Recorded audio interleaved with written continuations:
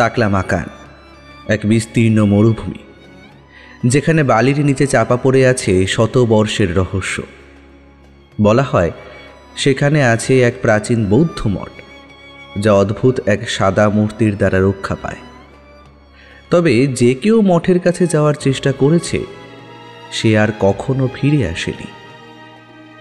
অভিযাত্রী মানব, তার বন্ধু উৎসব আর গাইড ইয়াসিন পা রাখে এই মৃত্যুকূপে। কি অপেক্ষা করছে আগামী দিনে তাদের জন্য জানতে হলে শুনতে হবে আজকের গল্প। লেখক সুকান্ত দাসের কলমে মানব উৎসব সিরিজের গল্প তাকলা মাকানের অভিযান। নমস্কার শ্রোতা বন্ধুরা, অন্ধকারের গল্পকথার সাম্রাজ্যে আপনাদের সকলকে স্বাগত।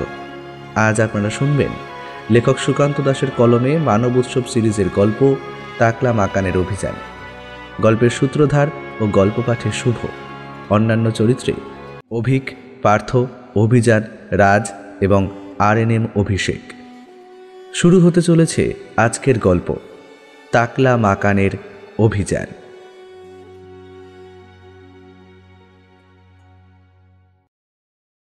বালির ঝড়ের ঝাপটা কোনো রকমে সামলে নিয়ে মানব বলল, আমি একটা কথা কিছুতেই বুঝতে পারছি না, আমরা বোকার মতো কেন এই মরুভূমি পায়ে হেঁটে পার করার চেষ্টা করছি বলতো? প্রয়োজন হলে তো আমরা অনেক কিছুরই সাহায্য নিতে পারি। তাছাড়া চাইলে আমরা মরুভূমির এক প্রান্তর দিয়ে ওপারে যেতেই পারি।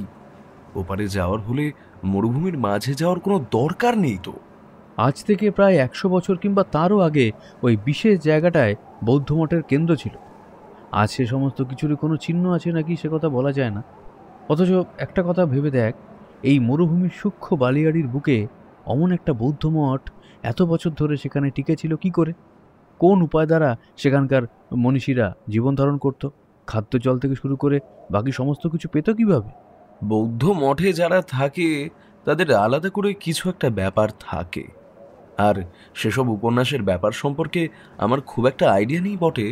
তবে সেসবে শুধু শুধু আমরা মাথা ঘামিয়ে কি করব? তাছাড়া যদি ওখানে বৌদ্ধ মঠ এখনো থাকতো আর সেখানে মানুষ থাকতো তাহলে ব্যাপারটা আলাদা ছিল। উৎসব কোনো রকমে উটের আড়ালে নিজেকে লুকাবার চেষ্টা করছিল। তবুও বালির ঝড়ের ঝাপটার ওপর থেকে এসে পিঠের উপরে পড়তেই গোটা শরীর কেমন যেন শিরশির করে উঠল। একেতে বালির ঝড়, তার উপর প্রবল ঠান্ডা। ঠান্ডার জন্য গায়ের দুটো জামা একসাথে জড়িয়ে নিতে হয়েছে।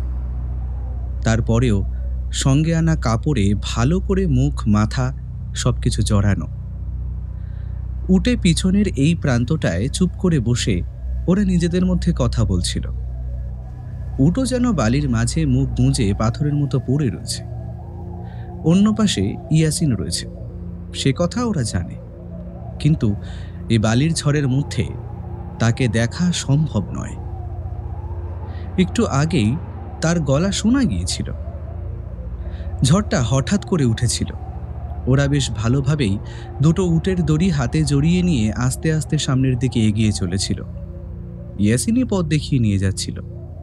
ইয়াসিন না থাকলে এই তাকলা মাকান মরুভূমির বুকে ওদের পথ হারিয়ে ফেলাটা খুব একটা কঠিন ব্যাপার নয়। যতই সঙ্গে কম্পাস থাকুক না কেন, অভিজ্ঞ গাইড ছাড়া দুর্গম পথে পা দেওয়া বোকামি।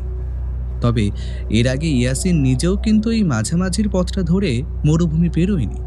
সে পেরিয়েছে হয়তো একা একা একেবারে দক্ষিণ প্রান্ত ধরে উত্তর বরাবর, না হলে একেবারে উত্তর পূর্ব হয়ে দক্ষিণ পশ্চিমের দিকে। কিন্তু ঠিক মাঝ বরাবর এই এলাকাটা ধরে ইয়াসিন নিজেও আগে মরুভূমিতে পা রাখেনি। তাই ওদের কথা শুনে ওই ঝুপড়ির কাছে দাঁড়িয়ে বলেছিল, দেখুন স্যার, এর আগে আমি অনেককেই এই মরুভূমির পথে নিয়ে গিয়েছি। উট নিয়ে হাঁটা পথে অনেক জায়গায় গিয়েছি। এদিকটায় বেশ কয়েকটা মরুদ্যানও রয়েছে। জায়গাটা কিন্তু দেখার মতো। মাঝে জল, চারপাশে সবুজ গাছ। মনেই হবে না মরুভূমির মধ্যে আপনি কোথাও আছেন। মনে হবে যেন একদম অন্য এলাকায় ঢুকে গেছেন। কিন্তু যে রুট আপনি বলছেন সে রুট কিন্তু আমাদের সিল্ক রোড ধরে গিয়ে তারপর বদলে নিতে হবে অন্য আরেক রুট। মানে যে রুটের কথা আপনি ভাবছেন সেটাও নয়, তার মাঝখান থেকে কিছু ছোট ছোট রুট বেরিয়েছে। কিন্তু সিল্ক রুটের ব্যাপারে আমি যতদূর জানতাম তা তো চীনের পূর্ব থেকে পশ্চিম দিকে চলে গেছে এবং তাকলা মরুভূমিকে দুভাগে দুপাশে রেখে গেছে। সিল্ক রোড মানে আপনি যার কথা বলছেন তা অনেক আগের। এখন মরুভূমির মাঝখান দিয়ে দুটো রোড পর পর গেছে। একটা আপনারা যে পথে যাবেন বলছেন, আর তার পাশ দিয়ে অন্যটা গেছে উত্তর পশ্চিমের দিকে। আপনারা যে পথে যাওয়ার কথা বলছেন সেখানে গেলে দুটো পথের মধ্যে কোনোটাই আমরা পাবো না। আমাদের মরুভূমির একদম মাঝখান দিয়ে যেতে হবে। তবে বিপদ একটাই। ইয়াসিনের উৎসবের কথা এতক্ষণ ধরে শুনে চলেছিল মানব। এবারে সে বলল, এই সমস্যা। তাছাড়া আপনি তো বললেন আপনি এর আগে ওই পথে গেছেন, তাহলে আপনার তো সমস্যা হওয়ার কথা নয়। বুঝতে পারছি না, মরুভূমিটাকে তো যে কোনো দিক থেকে ক্রস করা যায়, তাতে সময় বেশি লাগে, বিপদের ঝুঁকি বেশি থাকে, কিন্তু কেউ অপ্রয়োজনে কেন মরুভূমিটার মাঝ বরাবর ক্রস করতে যাবে বলতো? তাতে বিপদের সম্ভাবনা যেমন বেশি তেমন সময় লাগবেও বেশি।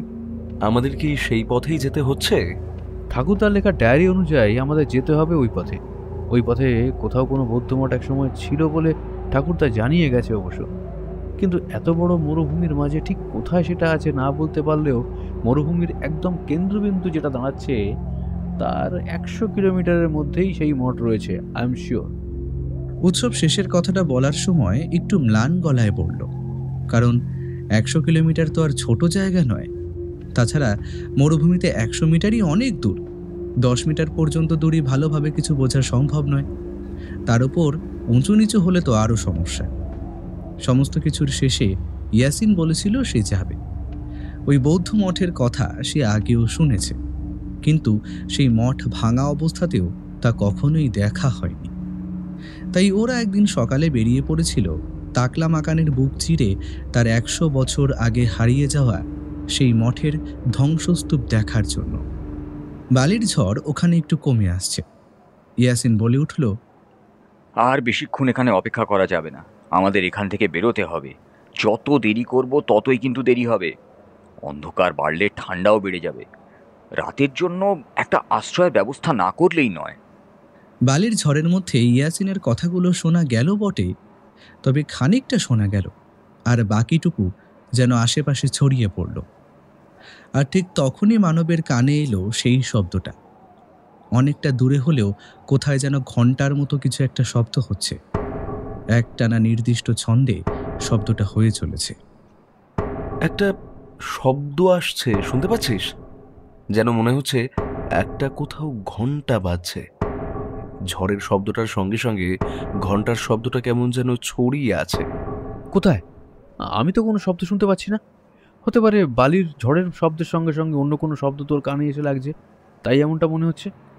মানব আরেকটু কান পেতে শোনার চেষ্টা করল। কাপড়ে গোটা মাথাটা ঢাকা রয়েছে, খালি চোখ দুটো কোনো রকমে ওদের খোলা রাখতে হয়েছে, না হলে তো কিছুই দেখা যাবে না। তবুও চোখ দুহাতে বন্ধ করে রেখেছিল। এবারে চোখ খুললেও কানের কাপড় খোলা হলো না। বালির ঝড় আস্তে আস্তে কমে আসছে। কোনো রকমে কাপড় খুলতে খুলতেই মানব বুঝতে পারল শব্দটা যেন তীব্র থেকে তীব্রতর হয়ে উঠছে। এখন যেন মনে হলো শব্দটা সত্যি সত্যিই সে শুনতে পাচ্ছে। হাওয়ায় অনেক দূরের কোনো শব্দ ভেসে আসতে পারে, তেমনই কোনো একটা শব্দ। মানব উঠে দাঁড়ালো। বালির ঝড় তখন বেশ খানিকটা কমে গেছে। হঠাৎ করে বালির ঝড়টা যে কখন কমে গেল কিছুই বুঝতে পারলাম না। আপনারা কিছু বুঝতে পেরেছিলেন? এমন তো হওয়ার কথা নয়। অন্ধকারে আমরা ভালোভাবে তেমন কিছু দেখতে পাইনি, তাই হয়তো খেয়াল করিনি। তা চিন্তার তো কিছু নেই। ওই সামনের দিকটা, ওই দিকটা বোধহয় একটু নিচু আছে, একদিকটা গার্ড হয়ে থাকবে। ওখানেই না হয় রাতের জন্য আমরা আশ্রয় নেব। উৎসবের কথা মতো এই কাজ হলো। আর একটু এগিয়ে গিয়ে পথ অনেকটা উপরের দিকে উঠেছে। সেইখানের একটা ঢালের কাছে দুটো উটকে ভালো করে বেঁধে রেখে ওরা একটা গোল জায়গা তৈরি করলো। তার মধ্যেই কোনো রকমে তিনজনে গুটি মেরে পড়ে রইল। বলা যায় না, রাতের বেলা আবার বালির ঝড় হতে পারে, তখন এই ঘেরা গণ্ডি ওদের বাঁচাবে। মরুভূমিতে দিনের বেলা যেমন গরম থাকে, তেমন রাতের বেলা ঠান্ডাও থাকে প্রচণ্ড। পরদিন সকালে ওদের ঘুম ভাঙল। ওরা হাঁটতে শুরু করেছে। খুব বেশি দিন হয়নি ওরা এই পথে বেরিয়ে পড়েছে। আসলে ওদের গন্তব্যস্থল কত দূর সে সম্পর্কে ওদের সঠিক ধারণা তখনও পর্যন্ত ছিল না। শুধু ওরা জানতো এই চীন দেশের তাকলা মাকান মরুভূমির মাঝ বরাবর কোথাও একটা রয়েছে আজ থেকে কমপক্ষে 100 বছর আগে হারিয়ে যাওয়া এক বৌদ্ধ কেন্দ্রের সভ্যতার নিদর্শন, এক বৌদ্ধ মঠের ধ্বংসাবশেষ। সেটা দেখার জন্যই ওদের এখানে আসা। কিন্তু শুধু এটা নয়, আরও একটা কারণ ছিল যেটা উৎসব জানলেও মানব জানত না। কারণ ডায়েরিতে এসব ব্যাপার যখন পড়েছিল সে নিজেও বিশ্বাস করতে পারেনি। প্রথমে ইয়াসিন, তারপর মানব এবং সবার শেষে উৎসব হাঁটছিল। দুজনের হাতে দুটো উট এবং মানব হাঁটছিল খালি হাতে। পিঠের ব্যাগগুলো উটের গায়ের উপর চাপান, তাতে খাটনি খানিকটা কম হয়। দিন যত বাড়তে থাকে ততই যেন গোটা শরীর সূর্যের তাপে চিরবির করে জ্বলতে শুরু করে। তাই একেবারে হাত থেকে কপাল পর্যন্ত যাতে ঢাকা থাকে তার ব্যবস্থা ওরা করিয়ে এসেছিল, শুধু দুটো চোখ আর নাক খোলা। তবুও ওদের অস্বস্তি হচ্ছিল। সেই কারণেই খুব দ্রুত ওদের দলটা পথ চলতে পারছিল না। ইয়াসিন গলা খাঁকরিয়ে বলল, আপনারা তো বললেন এর আগে আপনারা মরুভূমিতে কয়েকবার গিয়েছেন, তবে আমি মরুভূমিতে একবার এক অদ্ভুত দৃশ্য দেখতে পেয়েছিলাম। এমন জিনিস আমি কিন্তু আগে আর কখনো দেখিনি। তারপর থেকে মরুভূমির বালিকে আমি কিন্তু মাঝে মাঝে ভয়ই পাই। ভয়? কিন্তু মরুভূমিতে আপনি এমন কি দেখেছেন? মানে মরুভূমিকে আপনি ভয় পান? হ্যাঁ, পাই। সে ঘটনা যদি আপনাদের বলি তাহলে আপনারাও ভয় পাবেন। মরুভূমির বুকে দিনের বেলা না হয় ঠিক আছে, কিন্তু রাতের বেলা এমন কিছু ঘটে যায় যেগুলো আমরা চট করে বুঝতে পারি না। তার কারণ যেমন আমরা বুঝতে পারি না, তেমন সেগুলো আসলে যে কি ঘটে তাও বুঝতে পারি না। ইয়াসিনের শেষের কথাগুলো বড় অদ্ভুত বলে মনে হলো উৎসব আর মানবের কাছে। ইয়াসিন যেন মনে মনে গোটা ব্যাপারটাকে গুছিয়ে নিয়েছিল। সত্যি, আজ থেকে প্রায় 7 বছর আগে এই মরুভূমির বুকে তার সাথে একটা অদ্ভুত ব্যাপার ঘটেছিল। এখন অনেকটা পথ চলতে হবে। অন্তত দিনের আলোয় যতটা পথ চলা যায় ততটাই ভালো। অন্ধকার নেমে এলে মরুভূমির বুকে পথ চলায় বিপদ বেশি। এখানে ওখানে সাপ থাকতে পারে। এই মরুভূমিতে সাপ ছাড়া তেমন কোনো বিপদ নেই। ছোট ছোট জাতের খরগোশ, ইঁদুর এই সমস্ত ছাড়া এখানে তেমন কিছু থাকার সম্ভাবনা নেই। না হলে মরুভূমির বুকে লেপার থেকে শুরু করে আরো অনেক কিছুই মাঝে মাঝে দেখা যায়। সেই দিক থেকে রাতটা পথ চলার জন্য ভালো নয়। আজ থেকে বেশ কয়েক বছর আগেকার কথা। সেবারেও ওই মাঝের যে রাস্তা রয়েছে, আমরা যেটাকে ওই বাঁদিকে রেখে চলেছি, সেই পথ ধরে এগোচ্ছিলাম। আমার সঙ্গে দুজন ছিল। ওরা অনেক টাকা দিচ্ছিল। ওইদিকে উত্তরের দিকে একটা দল অপেক্ষা করছিল ওদের জন্য। বেশ কিছু জিনিস ওরা আফগানিস্তান হয়ে ভিতরের দিকে নিয়ে এসেছিল। সেটা ওপার পর্যন্ত পৌঁছে দিলে তারপর ওরা মঙ্গোলিয়া হয়ে চলে যাবে, এই ছিল ওদের পরিকল্পনা। কিন্তু সময়টা ভালো ছিল না। আমি বারবার বলেছিলাম ওদের তখন না যেতে। ওরা আমার কথা শুনল না, বেশি টাকার কথা বলল। বুঝতেই পারছেন আপনারা, টাকার জন্যই তো গাইডের কাজ করা। তা না হলে প্রাণ হাতে নিয়ে মরুভূমিতে এখানে ওখানে ঘুরে বেড়াতে যাব কেন? আমিও বেরিয়ে পড়লাম। প্রথম 4টে দিন কিচ্ছু হলো না। তবে কাজের কথা হলো, আমাদের পুরোপুরি মরুভূমির পার করতে হবে না। আমরা যাব মাঝামাঝি খানিকটা, আর ওরা আসবে মাঝামাঝি খানিকটা। সিল্ক রোড ধরলেও আমরা পশ্চিম প্রান্ত বরাবর ঘেঁষেই এগিয়ে চলেছিলাম। তাই সেই পথে এতটা সমস্যা থাকে না। সবার কাছেই তো উট রয়েছে। প্রায় 7ম দিনের মাথায় প্রথম বিপত্তিটা ঘটল। রাতের বেলা হঠাৎ করে একটা উট যেন কোথায় হারিয়ে গেল। ঘুম থেকে উঠে দেখি একটা উট কম। বিপদ বাড়ল। আমার সঙ্গে আরেকজন যে মাল বওয়ার জন্য এসেছিল, ওরা ছিল 2 জন লোক। 4টে উট ছিল, এখন হয়ে গেল 3টে। মাল বইবার জন্য যে এসেছিল তার কাছে একটা উট রইল এবং আমার কাছে একটা। বাকি 2 জন লোকের কাছে একটা। চলতে চলতে পরের দিন রাতে আরও একটা উট নিরুদ্দেশ হয়ে গেল। এইবার হয়ে গেল বিপদ। হাঁটা ছাড়া তো আর কোনো গতি নেই। হাঁটতে হাঁটতে আমরা চলেছি। লোকগুলো নিজেদের মধ্যে মাঝে মাঝে কথা বলে, কিন্তু তারা কোন ভাষায় কথা বলে আমি কিছুই বুঝি না। তবে আমার সঙ্গে তারা যখন কথা বলেছিল তখন কিন্তু খাঁটি ইংরেজিতে কথা বলেছে। এই আপনাদের সঙ্গে যেমন আমি ইংরেজিতে কথা বলছি, কারণ দেখেছি যে যে ভাষাই শিখে আসুক না কেন, ইংরেজিতে সবাই মোটামুটিভাবে কথা বলতে পারে, অন্তত কাজ চালানোর মতো বলে নেওয়া গেলেই গেল। অবসর সময় আমি বাড়িতে বইপত্র পড়ি, বিভিন্ন জায়গার ব্যাপারে জানি, বিভিন্ন ভাষা সম্পর্কে জানি, তাই ইংরেজিটা আমার মোটামুটি হয়ে গেছে। সে যাই হোক, দুটো উট হারিয়ে যাওয়ার পর আমরা কিন্তু বেশ চিন্তায় পড়লাম। রাতের বেলা কোনো ঝড় হয়নি, উটের চিৎকারও শুনিনি। সাপের কামড়েও উট মারা যেতে পারে, কিন্তু সেটা হলে তো আমরা বুঝতে পারবো। আর উট একবার চিৎকার করলে তার যে কি ডাক তা তো আপনারা জানেন। আমার সঙ্গে মাল বইবার জন্য যে ছিল সে মুখ্যসূক্ষ্ম মানুষ, তেমন কিছুই বোঝে না, তাই টাকা দিয়ে তাকে আমরা নিয়ে এসেছি। সে স্থানীয় ভাষায় আমায় বলল, আমার আমার মনে হয় কোনো একটা বিপদ হতে চলেছে। মরুভূমির পথে এলে যদি এমন ঘটে তা কিন্তু বিপদের লক্ষণ। বের হওয়ার সময় ভালো ছিল না। তাছাড়া এই আপনি আপনি নিজেও তো বলেছিলেন। আমি বলেছিলাম কারণ আমার মনে হয়েছিল আমার বাবা এই মরুভূমিতে গাইডের কাজ করেছে, এপারের লোককেও ওপারে নিয়ে গেছে, আবার ওপার থেকে এপারে নিয়ে এসেছে। এই গোটা মরুভূমি আমাদের হাতের তালুর মতো চেনা। কত দূর গেলে জল পাবো আর কত দূর গেলে ফাঁকা জায়গা সব আমি জানি। তবু মরুভূমির কিছু নিয়ম তো আছে, দিনক্ষণ দেখে পা রাখতে হয়। মরুভূমির অবস্থা দেখলে আর হাওয়া বুঝলে মাঝে মাঝে কিছু ছেড়েও আসতে হয়। এইবার মরুভূমিতে ঢোকার পর থেকে হাওয়াটা ভালো নয়। মরুভূমিতে এর আগে একটা দল গিয়েছিল জানেন, ওরা সীতারঙের কবলে পড়েছে। কথাটা শুনেই চমকে উঠলাম। সীতারং কিন্তু সাধারণ কিছু নয়। মরুভূমির বুকে যে সমস্ত পশু পাখি কিংবা অন্য প্রাণী পাওয়া যায় সে তাদের মধ্যেও পড়ে না। সীতারং হলো একটা অদ্ভুত প্রাণী, যার কথা আমি আজ পর্যন্ত শুনেছি কিন্তু কখনো নিজের চোখে দেখতে পাইনি। এরা থাকে মরুভূমির মাটির তলায়। সুযোগ বুঝে এরা মাটির তলা থেকে উঠে আসে, এবং যখন এরা উঠে আসে তখন এদেরকে কেউ আটকাতে পারে না। নিজের কাজ ওরা ঠিক সিদ্ধ করে নেয়। আমার মনে হয় সীতারং উঠে এসেছে, আর সেই সীতারঙই আমাদের দুটো উট মাটির তলায় নিয়ে গেছে। হ্যাঁ, না হলে সাপে কাটলে উট কোথায় চলে গেল?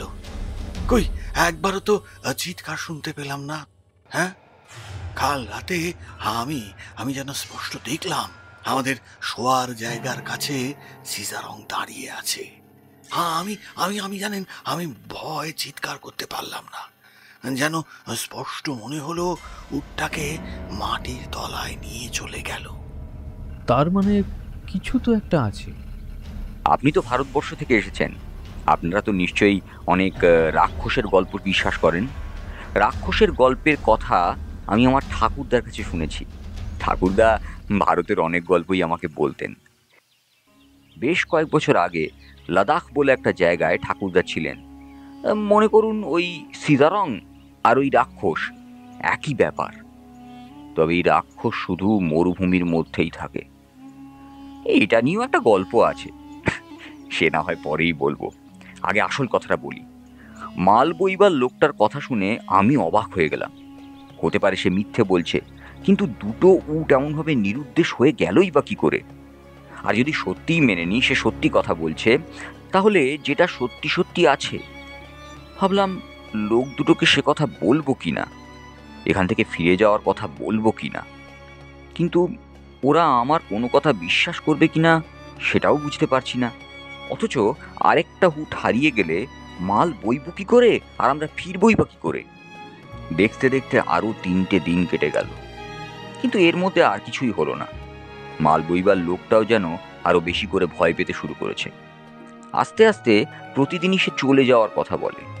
ওই লোকগুলো তাকে কোনো রকমের ভয় দেখিয়েছে, কখনো বেশি টাকা পয়সার কথা বলে, কখনো বা মার ধর করে তাকে আটকে রেখেছে। সেও চলে যাওয়ার সাহস পাচ্ছে না, কারণ ততক্ষণে আমরা মরুভূমিতে অনেকটা ঢুকে পড়েছি। এখান থেকে পায়ে হেঁটে সে একা বাড়ির পথ ধরলে হয়তো সে নাও ফিরতে পারে।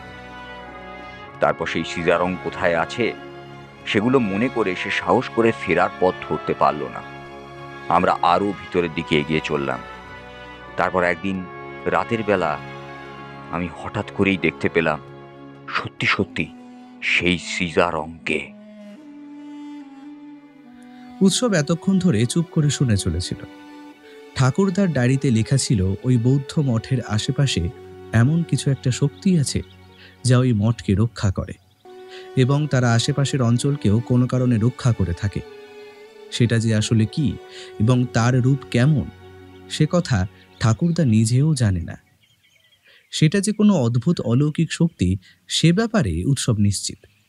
তাহলে কি এই সিজারাংয়ের সঙ্গে ঠাকুরদার ডায়েরিতে লিখে যাওয়া সেই অদ্ভুত অলৌকিক বৌদ্ধ মঠের কোনো সম্পর্ক রয়েছে? যদি সেটাই হয় তাহলে সেই সিজারাং দুটো উটকে নিয়ে গেল কেন? আর এই গল্পের শেষে কি হয়েছিল? ইয়াসিন যেভাবে গল্প বলা শুরু করেছে তাতে যেন মনে হচ্ছে গল্পের শেষটা খুব একটা ভালো ছিল না। আরো কয়েকদিন আমরা হেঁটে চললাম। দেখতে দেখতে প্রায় ওই ধরুন না, প্রায় দিন 5 হাঁটলেই আমরা সেখানে পৌঁছে যাব যেখানে আমাদের আরেকটা দলের সঙ্গে দেখা করতে হবে। সেইখানে একটা মরুদ্যান আছে, সেখানে একটা ছোট জলাশয়, তার চারপাশে গাছ রয়েছে।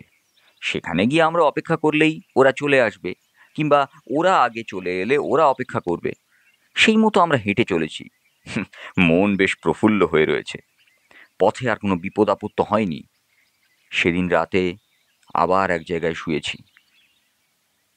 রাতের বেলা কি যেন একটা কারণে ঘুম ভেঙে গিয়েছিল, আর ঘুম ভেঙে সামনের দিকে তাকাতেই চাঁদের আলোয় যে দৃশ্যটা দেখতে পেলাম তা আমি কোনোদিন ভুলতে পারবো না। ইয়াসিনের চোখে মুখে মুহূর্তের মধ্যে একটা ভয় দেখা দিল। হাঁটতে হাঁটতে মানব আর উৎসব তার কথা শুনে চলেছে। ইয়াসিন কিন্তু পেছনে ঘুরে তাকাচ্ছে না, নিজের মতোই কথা বলে চলেছে। তাই তার চোখ মুখের অবস্থা মানব আর উৎসব দেখতে পেল না। উৎসবের যেন মনে হলো ইয়াসিন অপেক্ষা করছে সেই দৃশ্যটা ভালো করে বর্ণনা করার জন্য। আশেপাশে যতদূর চোখ যায় ততদূর আগের মতোই বালিয়ারি ছাড়া আর কিছু নেই।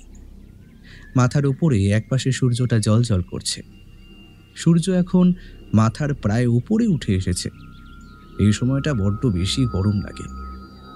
মানব মাঝে মাঝেই মুখের কাছের কাপড়টা ঢিলা করে নিচ্ছিল, তবে তাতে কষ্ট বেশি। গরম বাতাসে নিঃশ্বাস নিলে আরও যেন বেশি গরম লাগে। উৎসবের মনে পড়ছিল বাড়ির কথা। আলমারিতে রাখা ঠাকুরদার ডায়েরিতে শেষের যে কথাগুলো লেখা ছিল সেই কথাগুলো বারবার সে মনে পড়ছিল। একবার যদি সেই বৌদ্ধ মঠের ধ্বংসাবশেষের কাছে গিয়ে পৌঁছতে পারে এবং ঠাকুরদার ডায়েরির কথাগুলো যদি সত্যি হয় তাহলে সব মিলে যাচ্ছে। সিজারিং, বৌদ্ধ মঠ, অনেক বছর আগে হারিয়ে যাওয়া বৌদ্ধ মঠের সেই কেন্দ্রবিন্দু, এক প্রাচীন সভ্যতা, সব কিছু। অন্ধকারটা প্রথমে চোখে সয়ে আসতে একটু সময় লাগলো। তারপর আকাশ ঝলমল করছে নক্ষত্রে। মরুভূমি থেকে যেভাবে আকাশটা দেখা যায় সেভাবে বোধহয় একমাত্র সমুদ্র থেকেই দেখা যায়। পাহাড় থেকেও তেমন ভালোভাবে দেখা যায় না। আমি কথাটা বলতে পারলাম কারণ আমি পাহাড়ে গিয়েছি, সমুদ্রেও গিয়েছি, এমনকি ঘন জঙ্গলও ঘুরেছি। ঘুরতে আমার বেশ ভালোই লাগে।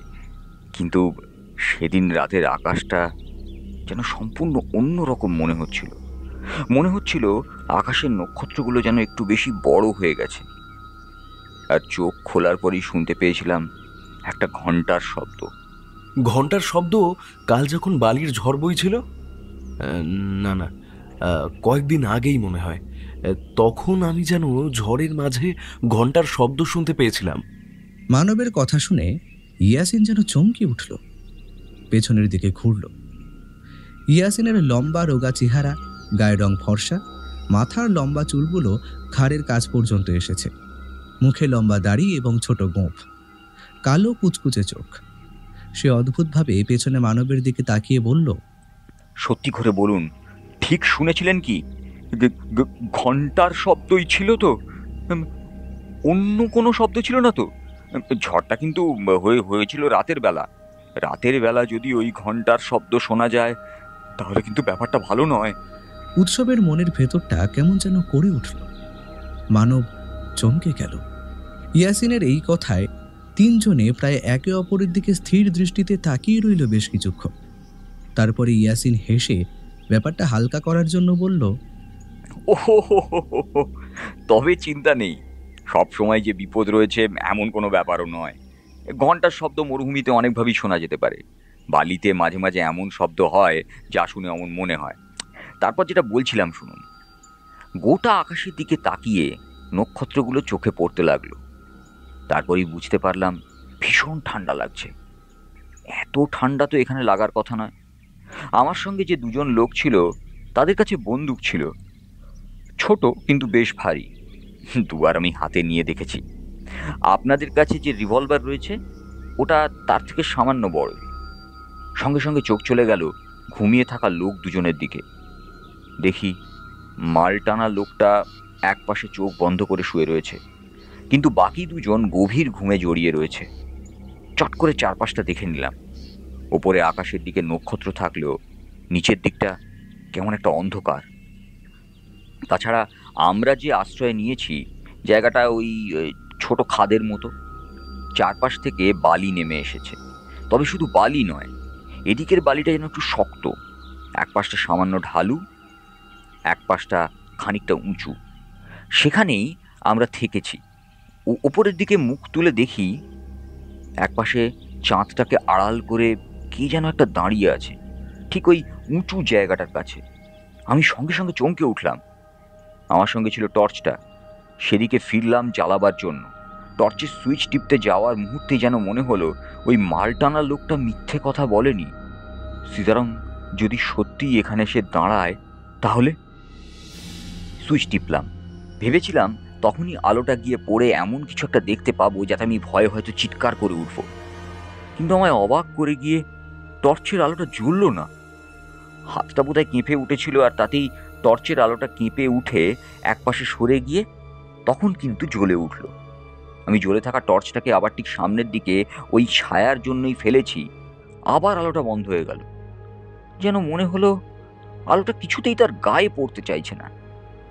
ঠিক তখনই বাতাসে খুব মিহি অথচ স্পষ্ট একটা সুর শুনতে পেলাম, যেন কেউ বলছে, অথচ তার সেই বলা কথাগুলোর ভাষা আমি কিছুতেই বুঝতে পারছি না। অথচ মনে হচ্ছে যে উপরে দাঁড়িয়ে থাকা ওই ছায়াটার দিক থেকেই কথাগুলো আসছে।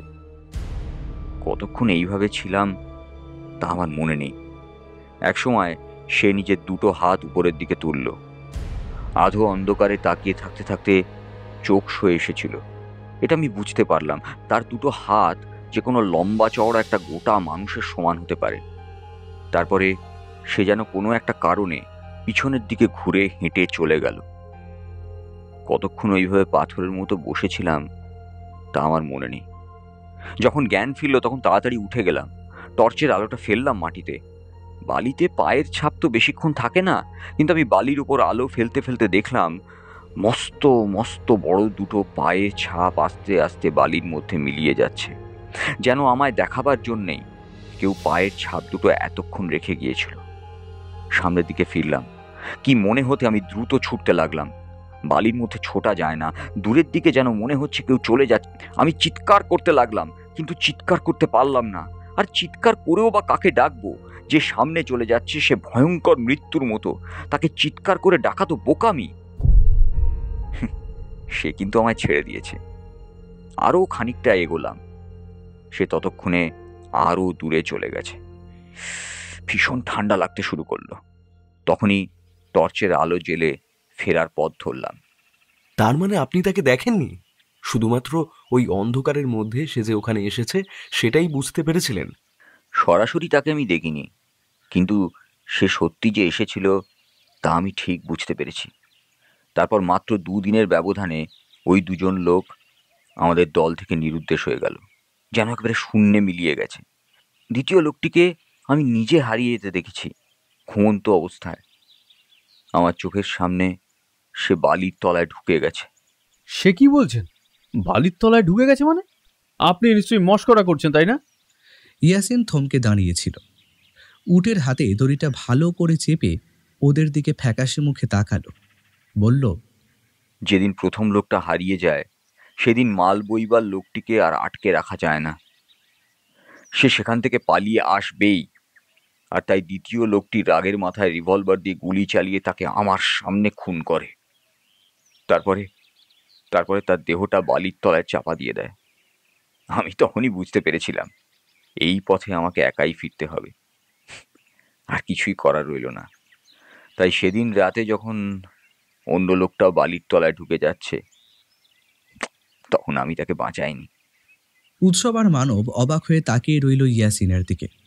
দিনের আলোতেও বালিগুলোকে ওদের কেমন যেন নরম বলে মনে হচ্ছিল, যেন মনে হচ্ছিল যে কোনো সময় বালির তলা থেকে বেরিয়ে আসবে মানুষের মতো লম্বা সেই দুটো হাত, তারপর সেটা ওদের টেনে নেবে বালির তলায়।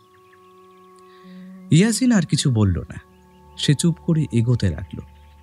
ওরা বুঝতে পারল অতীতের কথা মনে করতে গিয়েই ইয়াসিনের মন ভারাক্রান্ত হয়ে গেছে। চোখের সামনে এতগুলো মৃত্যু সে এমনভাবে দেখেছে। সত্যি তো, সে কথা বলতে গেলে তো সেগুলো আবার মনে পড়বেই। এরপরে আবার কয়েকটা দিন নির্বিঘ্নে কাটল। ওরা প্রায় সন্ধ্যা পর্যন্ত হেঁটে চলে। তারপর সন্ধ্যের অন্ধকারে নামার পরেই অপেক্ষা করে পরের দিন সকালের জন্য। এইভাবে একটা মরুদ্যানের কাছে পৌঁছে জলাশয় দেখতে পেল ওরা। খুব বেশি বড় নয়, একসময় লম্বা ছিল। এখন তাদের জল সামান্য কমে এসেছে। খাবার জল হিসেব করে খরচ করতে হচ্ছিল বলে এই মরুদ্যানের জলাশয় খুঁজে পেয়ে ওদের বেশ ভালোই লাগলো। তাছাড়া জলাশয়টার পাশের সবুজ গাছপালা এবং তার পাশের বেশ কিছুটা পাথরের জায়গা এমনভাবে রয়েছে যে সেখানে বসে বিশ্রাম করাও যায়। ওরা তিনজনেই পোশাক বদলে নিয়ে সেই জলাশয়ে প্রথমে স্নান করল। যদিও তার আগেই জলাশয়ের জল ভালো করে পরীক্ষা করে নিয়ে ওরা জলের পাত্রগুলো আবার ভরে নিয়েছিল। অতএব একটা লাভ হলো যে বাকি পথটা ওরা এই জল দিয়েই চালিয়ে দিতে পারবে। প্রায় ঘন্টা দুয়েক ধরে মরুভূমির মাঝের এই মরুদ্যানের জলে স্নান করে পাথরের কাছে এসে কাপড় ঢাকা দিয়ে ওরা তিনজনেই পাশাপাশি শুয়ে পড়ল। একাধিক পাথরের ঢাল আর তার উপর কাপড় ঢাকা, তাই ওদের গায়ে গরম খুব বেশি লাগতে পারল না। বেশ কিছুক্ষণ ঘুমিয়ে নিল ওরা।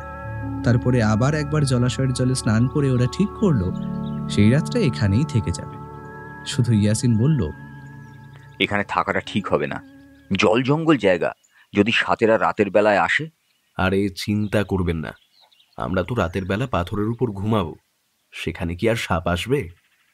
তাছাড়া এতক্ষণ তো এখানে কিছুই দেখিনি। উৎসব কোনো কথা বলল না।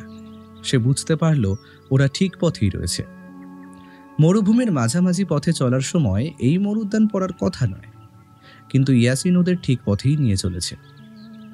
প্রথমে ওরা খানিকটা পূর্বের দিকে এসে তারপরে সোজাসুজি উত্তর পশ্চিম ধরে এগোবে। তাতে পুরোপুরিভাবে পথ যাওয়া হলেও এই মরুদ্যানে বিশ্রাম এবং জলের কারণে ওদের লাভ হবে বেশ খানিকটা, এবং এতে বোঝা যায় যে ইয়াসিন হাতের তালুর মতোই পথটা চেনে। এখান থেকে মরুভূমির সেই মাঝের জায়গাটায় পৌঁছতে সময় লাগবে মাত্র 17 দিন। সাপটা আস্তে আস্তে সামনের দিকে এগোচ্ছিল। লালচে সূক্ষ্ম ধরনের তার গায়ের রং। কোন প্রজাতির সাপ তা ভালোভাবে বোঝা যায় না। বালির মধ্যে সাপ একবার চলতে শুরু করলে তাকে সহজে দেখাও যায় না। একে তো রাতের অন্ধকার, তার উপরে এমন তার গায়ের রং। একটু দূরেই কয়েকটা ইঁদুর জলের ধারে গাছগুলোর পাতার কাছে কি যেন পোকা ধরে ধরে খাচ্ছে। ইঁদুরগুলো একভাবে নিজেদের কাজ করে চলেছে। ওরা খেয়ালই করেনি পুরো লালচে রঙের বিশাল বড় একটা সাপ আস্তে আস্তে অন্ধকারে ওদের দিকে এগিয়ে আসছে। জলাশয়ের জলে চাঁদের আলো পড়ে গোটা জায়গাটা আলোকিত হয়ে উঠেছে। আকাশের দিকে তাকালে যেন মনে হয় একটা কালো চাদরের গায়ে বিন্দু বিন্দু করে কোনো একজন শিল্পী সাদা রং ছড়িয়ে দিয়েছে এবং বাকি রংটুকু ঢেলে দিয়েছে একপাশে। সেই রংটা যেন নিজের সবটুকু উজাড় করে দেওয়ার জন্য সম্পূর্ণ গোল হয়ে চুপ করে দাঁড়িয়ে আছে। আর সেই সাদা রঙের ছটা বেরিয়ে আছে মরুভূমির বুকের উপর পর্যন্ত। চারপাশটা দেখা যাচ্ছিল সেই আলোতে। এমনকি পাথরের উপরে প্রায় পাশাপাশি শুয়ে থাকা মানব, উৎসব এবং ইয়াসিনকেও দেখা যাচ্ছিল। ইয়াসিনের কিন্তু এসব জায়গায় ঘুম হয় না, কিন্তু অনেকক্ষণ ধরে জলাশয়ে স্নান করে শরীর ক্লান্ত হয়ে আসতে সেও ঘুমিয়ে পড়েছিল। সাপটা ওখানে একটু এগিয়ে এলো সামনের দিকে। একটা অদ্ভুত শব্দ যেন এই পোকাগুলোর কাছ থেকে বেরিয়ে আসছে। ইঁদুরগুলো একভাবে সেদিকে তাকিয়ে দেখছে। সাপটা ধীরে ধীরে ইঁদুরগুলোর 10 হাত দূরের মধ্যে এসে পড়েছে। ঠিক তখনই একটা ব্যাপার ঘটল। পোকার দল ছটফট করে উঠে জলের ধার ছেড়ে ছুটে গেল পাথরের দিকে। ইঁদুরগুলোও দেরি করল না, তারাও ছুটতে লাগলো পাথরের দিকে কিচকিচ শব্দ করতে করতে। ইঁদুরগুলো ছুটে জঙ্গলের ভেতরে মিলিয়ে গেল। 3টে ইঁদুর কিন্তু পাথরের দিকে এগিয়ে গেল আবার পোকাগুলোকে ধরে খাওয়ার জন্য। পৃথিবীর প্রথম থেকেই শিকারী আর শিকারের মধ্যে যে নৃশংস অথচ লোভনীয় খেলা হয়ে চলেছে, সেই খেলা শেষ করতে চাইল না ওরা বুঝতে পারল না যে মাত্র 10 হাতের মধ্যে চলে আসা সাপটা সেখানেই ছিল। ইঁদুরগুলোকে এইভাবে ছুটতে দেখে চুপ করে রইল কেন? আসলে ওরা যেখানে ছিল সেখান থেকে প্রায় সমান দূরত্ব ইঁদুরদেরও। তাই ইঁদুরগুলোকে ছুটে আসতে হলে সাপটার কাছে যেতে হবে। প্রথম ইঁদুরটা সাপটার প্রায় মুখের সামনে থেকে চলে গেল, দ্বিতীয়টা গেল তার 1 হাত দূরত্ব থেকে, তৃতীয় ইঁদুরটা বয়সে কম বোধ হয়, তার আকার উচ্চতা কম। সাপটা যেন তৈরি হয়েছিল। ইঁদুরটা ছুটতে ছুটতে পোকার সন্ধানে এগিয়ে এলো। সাপটার প্রায় 1 হাতের মধ্যে যখন চলে এসেছে, কি মনে হতে ইঁদুরটা 1 লাফ দিয়ে জায়গাটা পেরিয়ে গেল। সাপটাও যেন তৈরি হয়েছিল, নিজের গোটা শরীরটাকে লেজের কাছে একসাথে করে এনেছিল সে। 2টো লাফ দেওয়ার সঙ্গে সঙ্গেই সে নিজের গোটা শরীরটাকে ছুঁড়ে দিল শূন্যে। দৃশ্যটা আর কেউ দেখতে না পেলেও রাতের চাঁদের আলোতে প্রকৃতি দেখতে পেল। স্প্রিংয়ের মতন লাফিয়ে উঠে সাপটা নিজের মস্ত হায়ের মধ্যে ধরে ফেলল ইঁদুরটার মাথার এক পাশটা, আর তারপরেই ছিটকে পড়ল বালির উপরে। ছটফট করতে করতে বেশ কিছুক্ষণের মধ্যেই মৃত্যুর কোলে ঢলে পড়ল ইঁদুরটা। তার গোটা শরীরে ততক্ষণে ছড়িয়ে গেছে নীল গরল। সাপটার নিজের গোটা শরীর দিয়ে ঠেকিয়ে আছড়ে জড়িয়ে ধরে আস্তে আস্তে তার মাথাটা গিলতে লাগলো একটু একটু করে।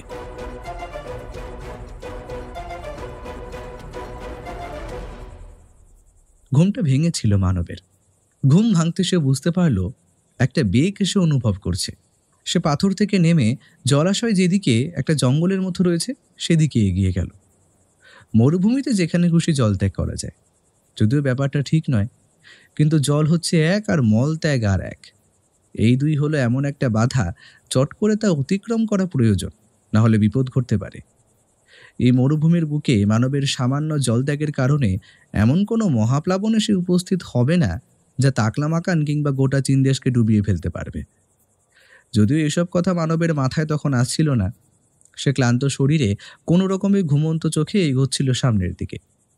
কিন্তু মানব আর যেতে পারল না সামনের দিকে। এগিয়ে চলার পথে মাত্র কয়েক হাত দূরে একটা আস্ত সাপ ইঁদুরকে গিলে বিশ্রাম করছে। রুক্ষ লালচে রঙের একটা বিষধর সাপ। সামনে এগোচ্ছিল মানব আর ভাবছিল, উৎসব যখন বলল আমরা চীনে যাচ্ছি আর এই তাকলা মাকানে ঘুরবো, তখন কিন্তু ব্যাপারটা তেমন কিছু মনে হয়নি। তারপর এই মরুভূমি কিন্তু বেশ ভালো লাগছে। মরুভূমিতে গিয়েছিলাম অনেক দিন আগে, কিন্তু ওইখানে গিয়ে আবার কি হবে সেটাই ভাবছিল। মাঝখানে সিজারিং যদি আবার এসে যায় তখন। মনে মনে এসব কথা ভাবতে ভাবতেই এগিয়ে চলেছিল।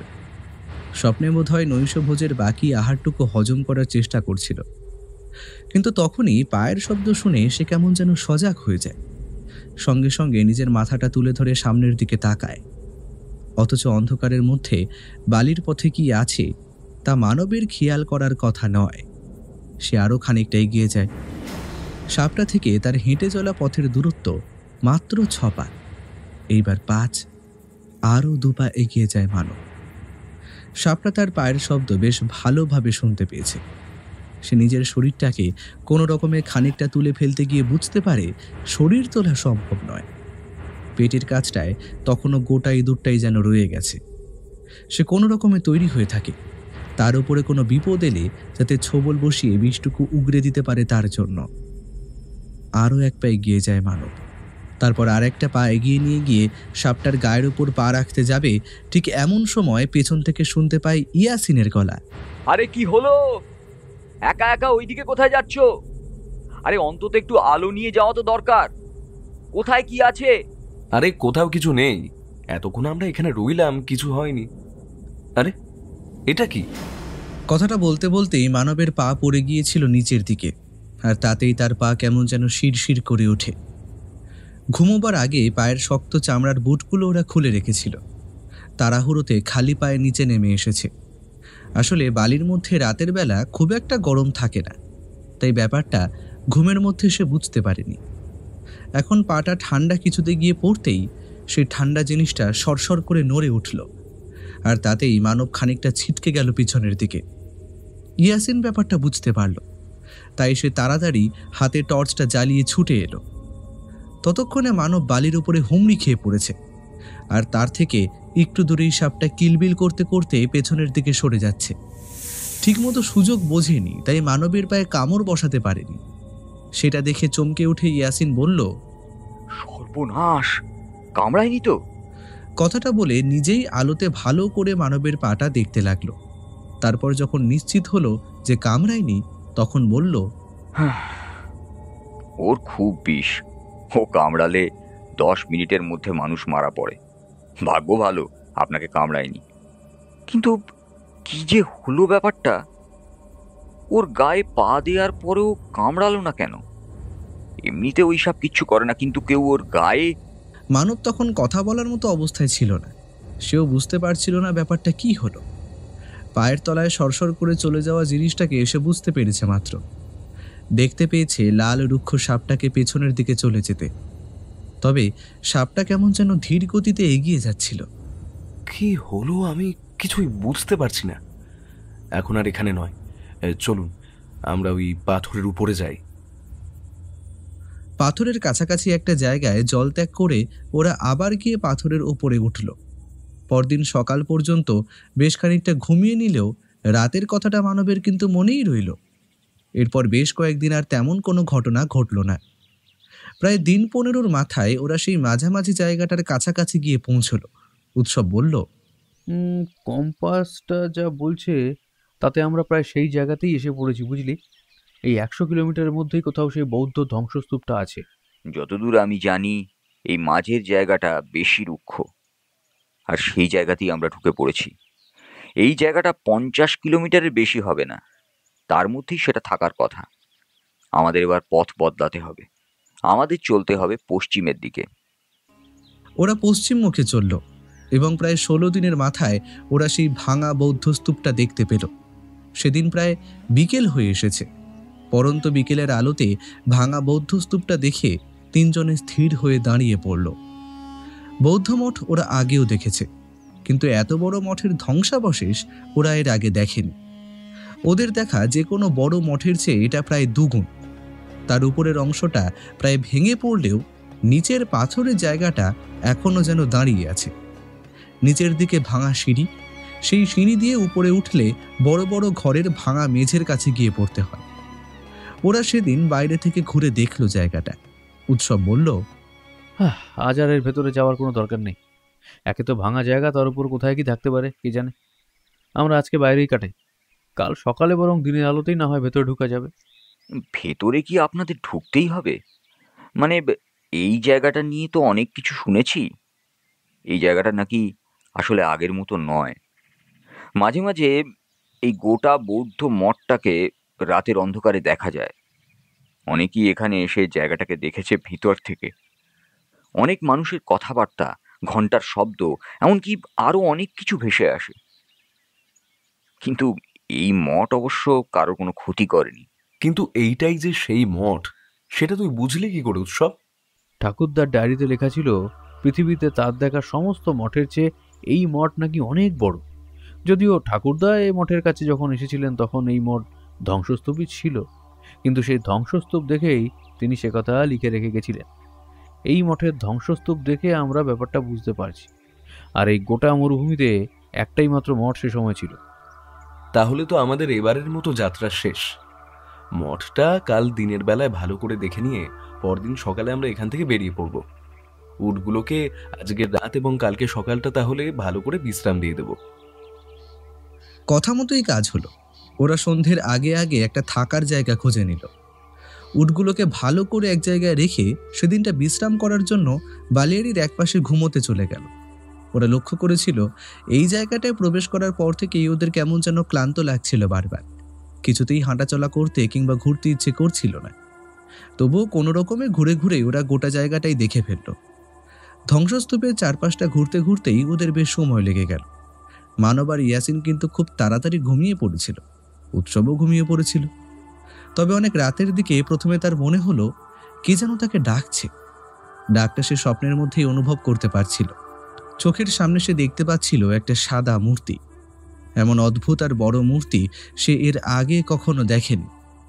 সাদা মূর্তিটা অদ্ভুতভাবে যেন হাঁটু মুড়ে বসে রয়েছে এবং সেই মূর্তির সামনের দুটো হাত এতটাই বড় যে উপরের দিকে তাকিয়ে উৎসব কোনোভাবেই সেই মূর্তিটার মুখ দেখতে পেল না। তবে তার বারবার মনে হতে লাগলো ওই ওপরের দিক থেকে মূর্তিটার মুখ যেখানে থাকার কথা সেখান থেকে কেউ তাকে ডাকছে। স্বপ্নের মধ্যে উৎসব বলল, কে আমায় ডাকছো কেন? কে তুমি? উৎসবের কথার কোনো উত্তর এলো না।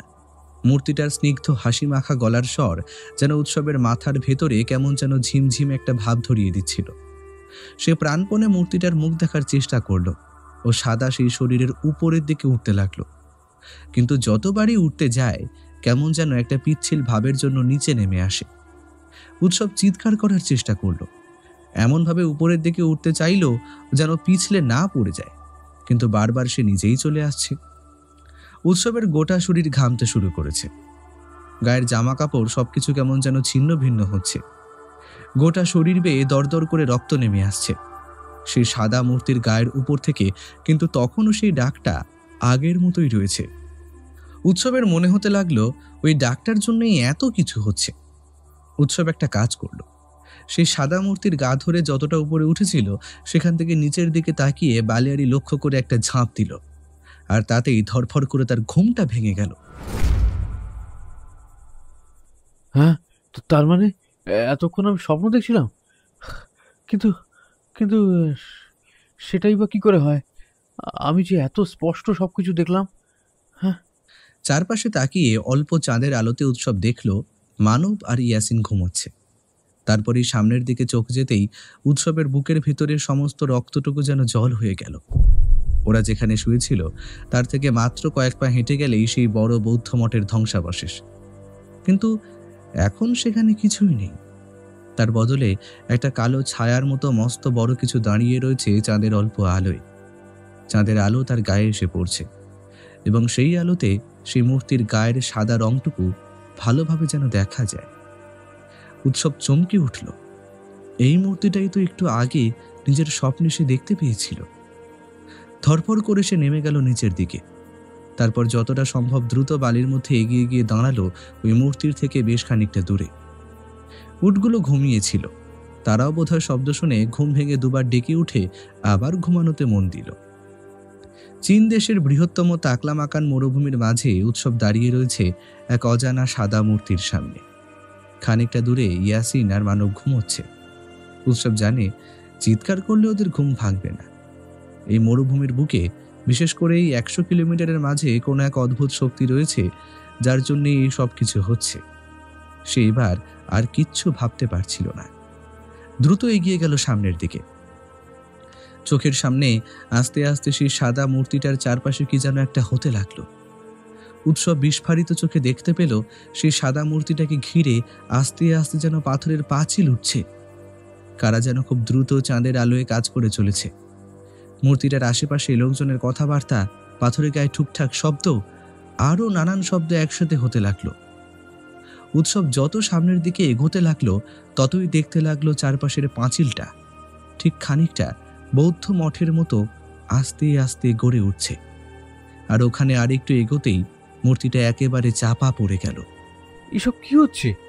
তার মানে ঠাকুরদার ডায়েরিতে যা লিখে গিয়েছিল সে কথাই সত্যি? এই মরুভূমিতে ঠিক এইখানে সেই বৌদ্ধ মঠ কেন দাঁড়িয়ে আছে? রাতের অন্ধকারে কেউ তার কাছে গেলেই সে এইভাবে রক্ষা করবে তার মধ্যে থাকা আরাধ্যাকে? উৎসব একটা অদ্ভুত চিন্তা করল। আর কথাটা চিন্তা করে সে এবার এক পা করে পেছনের দিকে সরতে লাগলো। মরুভূমির বুকে ঠান্ডাটা যেন প্রবলভাবে বাড়তে শুরু করেছে। চাঁদের আলো, নক্ষত্রের উজ্জ্বলতা সবকিছু যেন কোথায় সরে যেতে লাগলো। মানব, ইয়াসিন, দুটো উট সব যেন কোথায় হারিয়ে গেছে। উৎসবের সামনে আস্তে আস্তে প্রায় মাথা পর্যন্ত উঠে আসা একটা বড় বৌদ্ধ মঠ যেন আস্তে আস্তে ভেঙে পড়তে শুরু করেছে। উৎসব বুঝতে পারছিল তার এক পা করে পেছনে সরে আসার সঙ্গে সঙ্গে ওই বৌদ্ধ মঠের পুনর্নির্মাণ আবার সরে যাচ্ছে পেছনের দিকে, যেন ইতিহাসের কোনো একটা সময়ের চাকার সঙ্গে উৎসবকে জুড়ে দিয়েছে কেউ। সে সামনের দিকে এগোতে থাকলে ওই মঠ গড়ে উঠবে, আর পেছনে সরতে থাকলে মঠ ভেঙে পড়তে থাকবে একটু একটু করে। উৎসব স্থির হয়ে দাঁড়িয়ে রইল। বৌদ্ধ মঠের দেওয়ালগুলো প্রায় অর্ধেকটা উঠে এসেছে। এখান থেকে সাদা সেই মূর্তিটা দেখা যায় এখনো। উৎসব বুঝতে পারলো কেন মঠ এত বড় আর তার ছাদ এত উঁচু। আসলে অত বড় মূর্তিটাকে ঢাকার জন্য এত উঁচু না করে কোনো উপায় ছিল না, কিন্তু মূর্তিটার মুখটা তখন উৎসব দেখতে পাচ্ছে না। ঠান্ডা বালির মাঝে শিরশির শীতল হাওয়াকে গায়ে মেখে স্থির হয়ে দাঁড়িয়ে যেন উৎসব ঠক ঠক করে কাঁপতে লাগলো। সামনের দিকে তাকিয়ে ভাবতে লাগলো ওই অর্ধ সমাপ্ত মঠের ঠিক মাঝখানে যে বসে আছে সে আসলে কে? দুনিয়ার এত ক্ষমতা কার হাতে রয়েছে যে মাত্র সামান্য সময়ের মধ্যে এমন অদ্ভুত উপায়ে একটা ইতিহাস তার চোখের সামনে বারবার বদলে ফেলতে পারছে? তাহলে কি সেই সিজারিং আসলে এই ক্ষমতার কোনো একটা অংশ? সিজারিং তো চাইলেই ইয়াসিনকে মারতে পারত, তাকে মারেনি, মেরেছে বাকি দুজনকে। তাছাড়া ইয়াসিনও বলেছে কখনোই লোকজন খুব বেশি মারা যায়নি। কি হচ্ছে কিছুই উৎসবের মাথায় ঢুকছিল না। আর ঠিক তখনই আবার সে সেই গলাটা শুনতে পেল। উৎসব, উৎসব, আমি এখানেই আছি, আমার কাছে এসো। গলাটা যেন উৎসবের দৈববাণীর মতো মনে হলো, যেন আকাশের বুক চিরে বিদ্যুৎ চমকের মতো গলাটা ছুটে এসেছে তার দিকে। গলাটা কানে প্রবেশ করতে উৎসব মাটির ওপর হুমড়ি খেয়ে পড়ল। ততক্ষণে সেই মঠের কাজ যেন আবার থেমে গেছে। উৎসবের শরীরের যেন বাকি শক্তিটুকু আর অবশিষ্ট নেই। সে ক্লান্ত হয়ে পড়তে লাগলো, দু চোখে অন্ধকার দেখল। তবুও কোনো রকমে চোখটা খুলে সামনের দিকে এগিয়ে যাওয়ার চেষ্টা করতে করতে বলল, আমি জানি তুমি কে, তোমার কথা ঠাকুরদা নিজেও বুঝতে পেরেছিল, কিন্তু কেন তুমি এখানে এত বছর ধরে রয়ে গেছো? কেন? এই স্থান যে আমার জন্ম যে এখানেই, এইখানে থেকেই যে আমায় সমস্ত কিছু রক্ষা করতে হবে। আমি যে এখান থেকে কোথাও যেতে পারবো না, তাই কেউ আমাকে কখনো সচক্ষে দেখতে পারবে না। তুমি যেভাবে আমায় দেখতে পেয়েছো সেভাবে আমায় মাত্র কয়েকজনই। কিন্তু আমি কেন তোমায় দেখতে পেলাম আর কেউ কেন তোমায় দেখতে পেল না? তোমার মধ্যে এমন কিছু একটা অতীন্দ্রিয় ক্ষমতা আছে যার জন্য এটা সম্ভব হয়েছে। সেটা কি তা তোমায় আমি বলবো না, তবে ভবিষ্যতে কখনো তুমি এখানে এলে আর আমায় দেখতে পাবে না, এবং ভবিষ্যতে কখনো তুমি আমায় খুঁজেও পাবে না। এই স্থান ছেড়ে তুমি কালই চলে যাবে। তোমাদের পথে কোনো বিপদ হবে না, কিন্তু যদি তোমরা পথে কারো ক্ষতি করার চেষ্টা করো তাহলে সে কিন্তু তোমাদের ছাড়বে না। সে সমস্ত কিছুর ওপর নজর রেখেছে। এই মরুভূমির সব জায়গায় সে আছে। সিজারিং? তাকে তোমরা কি বলে ডাকো তা তো আমি জানি না। তার কোনো নাম নেই, যেমন আমার কোনো নাম নেই। সে এইখানেই আছে আমায় রক্ষা করার জন্য। সে কিন্তু তোমাদের সব সময় দেখছে, কিন্তু তোমাদের কোনো ক্ষতি করেনি। উৎসব বুঝতে পারলো সে এমন কারোর সঙ্গে কথা বলেছে যার আসলে কোনো ভিত্তি নেই। সে যে আসলে কে বুঝতে পারছে না। তবুও সে বলল, আমি জানতে চাই তুমি কে। আমি জানতে চাই, আমি তোমায় দেখতে চাই, আমি তোমার রূপ দেখতে চাই। আমায় তুমি দেখতে পাবে না উৎসব, আর আমায় তুমি দেখলেও সহ্য করতে পারবে না। তুমি বুঝতে পারছো না, আমি এই পৃথিবীর কেউ নই। আমি এমন কেউ যার সঙ্গে এই পৃথিবীর সম্পর্ক একটা বিশেষ কারণে। তবে খুব বেশি দিন নেই, আজ থেকে 200 বছরের মধ্যে সেই সমস্ত কিছু ছিন্ন ভিন্ন হয়ে যাবে। তারপর আর আমি এখানে থাকবো না। এরপর উৎসব আরও কিছু বলার চেষ্টা করেছিল, কিন্তু পারল না। চারপাশে যেন বালির ঝড় উঠল, আর তার মধ্যে উৎসবের গোটা শরীর কেমন যেন ঢুকে যেতে লাগলো। সে কোনো রকমে হাঁটতে হাঁটতে যেদিকে বাকিরা শুয়েছিল সেদিকে এগিয়ে যেতেই মানব আর ইয়াসিন তাকে ধরে ফেলল। তারপর চোখের সামনে সবকিছু অন্ধকার।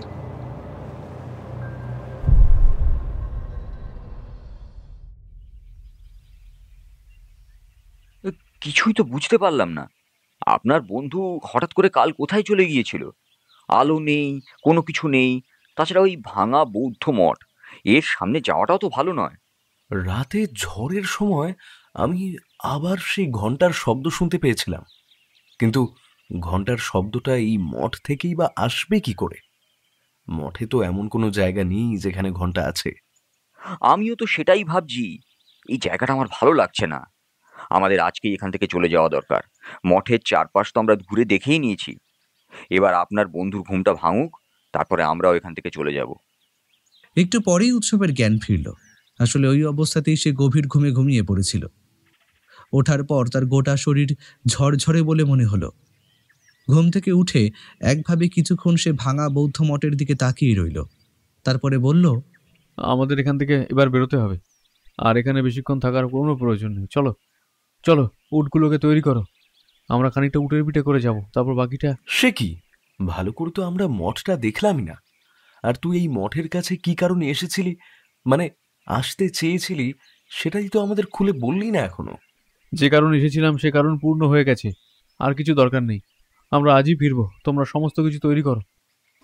ইয়াসিন কিছুক্ষণ একভাবে তাকিয়ে দেখল উৎসবের দিকে, তারপর তাকিয়ে দেখল বৌদ্ধ মঠের দিকে। কার কাছে যেন ইয়াসিন এই মঠের ব্যাপারে একটা অদ্ভুত গল্প শুনেছিল।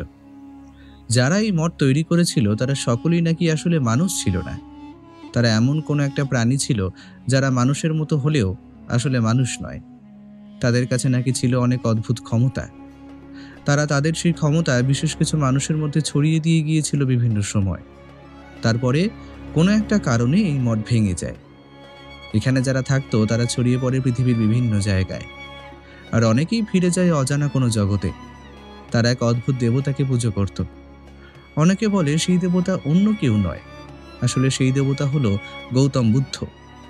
কিন্তু অনেকে বলে গৌতম বুদ্ধের মূর্তিকে ওরা পুজো করলেও তার মধ্যে এমন কোনো অদ্ভুত ক্ষমতাকে ওরা পুজো করত যা আসলে সাধারণ মানুষের ভাবনার বাইরে। তার মধ্যে একটা ক্ষমতা ছিল সময়কে নিয়ন্ত্রণ করা। ওরা অনেক কিছু নিয়ন্ত্রণ করতে পারত। বিশেষ বিশেষ কোনো রাতে ওরা চাইলে গোটা মঠ এবং মঠবাসীদের আবার ফিরিয়ে আনতে পারে এই মরুভূমির বুকের ঠিক মাঝখানে।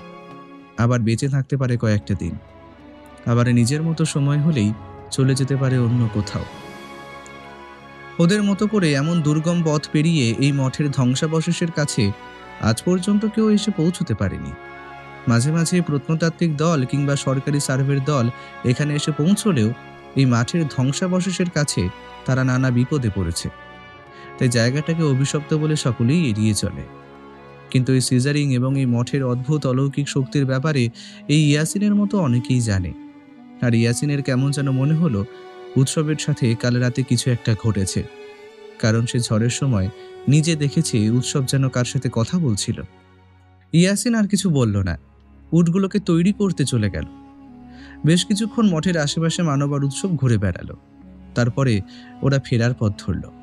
প্রথমে ইয়াসিন, তারপরে উৎসব এবং মানব পেছনে। আস্তে আস্তে উৎসব বারবার পেছনের দিকে ফিরে তাকিয়ে দেখছিল। একটা অদ্ভুত ব্যাপার এতক্ষণ পরে সে লক্ষ্য করল। মঠের মধ্যে সেই সাদা মূর্তিটার উচ্চতা বেশ ভালো ছিল। মঠ ভাঙা, এখন সেই মূর্তি যদি ওখানে থাকে তাহলে এখন সেটা হয় ওই মঠের ধ্বংসাবশেষের মধ্যে ভেঙে পড়েছে, আর না হলে সেটা কেউ তুলে নিয়ে গেছে। কিন্তু অত বড় মূর্তিকে কে তুলে নিয়ে যাবে? তবে উৎসবের কেন জানি না মনে হলো, আর যাই হোক, ওই মঠের ধ্বংসাবশেষের মধ্যে ওই সাদা মূর্তি তো দূরের কথা, তার ভাঙা একটা অংশ পর্যন্ত কেউ কোনোদিনও খুঁজে পাবে না। ঠাকুরদা ডায়েরিতে লিখেছিল, এই মঠে যখন সে পা রেখেছিল তখন মনে হয়েছিল এই মঠের মধ্যে কেউ আছে যারা অদৃশ্য হয়ে মঠের সমস্ত কিছু লক্ষ্য করে চলে, কারণ ঠাকুরদার সাথে এখানে এসেছিল 3 জন, আর তাদের একজন এই মঠের ধ্বংসস্তূপের ভাঙা একটা অংশ তুলে নিয়ে যেতে চেয়েছিল, আর সেই দিনই সে অসুস্থ হয়ে পড়ে। বাকি 2 জন কোনো কিছু তুলে নিয়ে যাওয়া তো দূরের কথা, কোনো কিছুতে স্পর্শ পর্যন্ত করেনি, তাই তাদের কিচ্ছু হয়নি।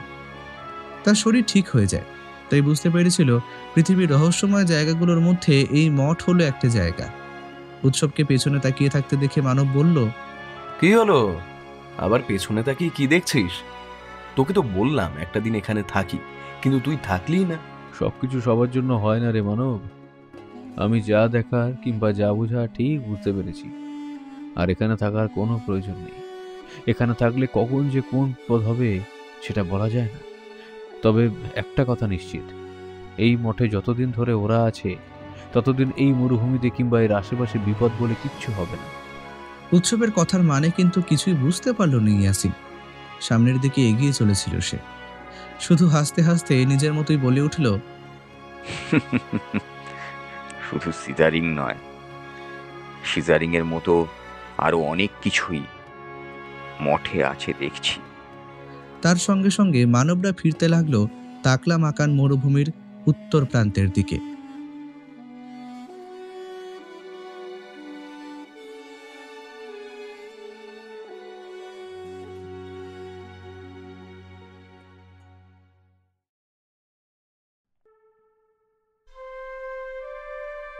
শুনছিলেন লেখক সুকান্ত দাসের কলমে তাকলা মাকানের অভিযান। সম্পাদনা, ডিরেকশন এবং ভিডিওর ভিজুয়াল এফেক্টসে প্রায়ণ গোস্বামী। শব্দ পরিকল্পনা, মিশ্রণ এবং আবহ সৃষ্টিতে সাউন্ডস্কেপ। পোস্টার ডিজাইনে কভারম্যান অভিব্রত। কেমন লাগলো আজকের গল্পটি? ভালো লাগলে অবশ্যই আমাদের সাবস্ক্রাইব করে আমাদের সাথে থাকুন এবং লাইক ও কমেন্টের মাধ্যমে আপনার মতামত জানান। এরকম গল্প যদি আরও শুনতে চান তাহলে প্লিজ আমাদের কমেন্টের মাধ্যমে জানান। দেখা হবে নতুন কোনো গল্পে। ততক্ষণের জন্য শুভরাত্রি। ভালো থাকবেন এবং সকলকে ভালো রাখবেন।